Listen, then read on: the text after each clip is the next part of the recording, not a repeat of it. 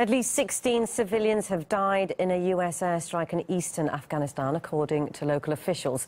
The U.S. military has acknowledged the bombing raid in the Nangarhar Province, but claims that only militants were killed. Locals described what they saw. My father and my mother were both killed. 11 people were being transported in a vehicle.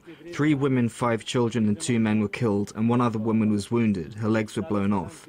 The bombing was carried out by warplanes. I saw the place where the airstrike hit. My 2 brothers, my mother and my sister were killed. RT's Caleb Morpin is in New York with the latest details. According to the Afghan government, these civilians were killed in eastern Afghanistan as they were attempting to flee. They were trying to get out of this area controlled by Islamic militants. They were fleeing, and a U.S. warplane killed them. 16 civilians are reportedly killed. However, the U.S. government says that that is not accurate. It says that only militants were killed. We at RT reached out specifically to the Pentagon to get a clarification and for more information about the situation. We did not receive an answer. Now, this comes as Donald Trump is talking about reworking U.S. strategy in Afghanistan. It's a very big decision for me. I took over a mess, and we're going to make it a lot less messy. But that has been a place, 17 years, our longest war, as I read in one of your columns. And frankly, it's going to be a decision that's going to be made very soon. Now, at this point, roughly 8,400 U.S. troops are in Afghanistan. They're joined by roughly 5,000 NATO forces that are there alongside them from various NATO countries. The United States has been in Afghanistan for over 16 years. There's been a series of incidents in which civilians have been killed, and increasingly in U.S. airstrikes, we've also seen Afghan security forces being killed. Much controversy surrounding U.S. activities in the country, but as the U.S. intervention in the country continues, there have been calls from the military for an expansion of the U.S. military presence in Afghanistan.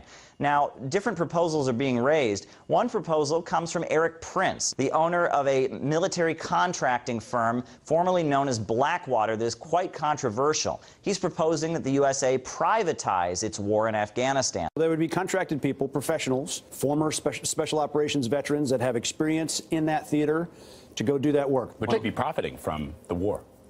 Well, we're not there now, but any vendor that, again, that solves that solution, that's capitalism. That's what it's about. Now, the expanded use of military contractors in Afghanistan and other parts of the world raises questions of accountability. Who is to blame and who is held accountable when such forces violate international law or engage in activities that are questionable? Who is responsible? Is it the private firm or is it the U.S. government? Who is responsible for their activities? But this is just one of the many questions that are raging as the 16-year intervention by the United States in Afghanistan continues, and many questions are raised and many different proposals are put forward. Foreign policy analyst Robert Naiman believes the U.S. needs to come clean on the scale of civilian deaths in its airstrikes. There's a track record of U.S. military coming out with an initial denial in these situations, which we find out later isn't true. So the first thing the U.S. military should do is stop issuing these misleading initial denials. We've seen incidents like this before, and we're going to see incidents like this again so long as the war continues. Why are we even talking about sending more U.S. troops when it's widely conceded that there's no military solution?